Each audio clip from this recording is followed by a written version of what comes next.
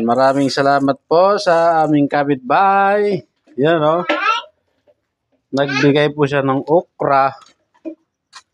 Tapos yung aking tanim na mga talong, may mga bunga na. Yun o. Uy. Bibilad natin siya sa bubong. Papa? Ayun. Ayun na siya. Ibilad natin sa bubong. Halika na, lovely.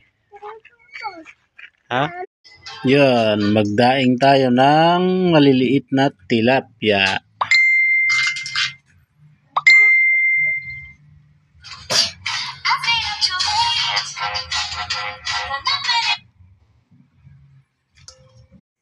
Yun. Dami na namang huli. Oh, ha? Oh. Siyang banyera. Oh. Mayroon pang hipon. Oh. Oh, ha? Adobong sitaw. With oyster sauce. Oyster. Lagyan natin ng oyster para manamis-namis. Yan. Tayo ay mag-adobo ng sitaw na turo. Yun yung sahog. Baboy. Chicharron baboy. Gigisa natin para na guys, magpipitas tayo ng langka.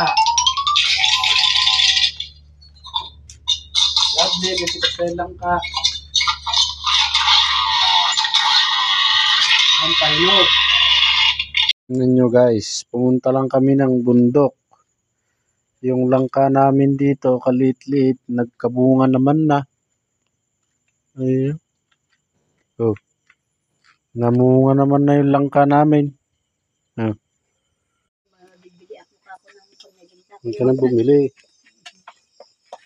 Ika nga ni Julius. Ay, kakain tayo. Daw at ala naman daw. Dudong.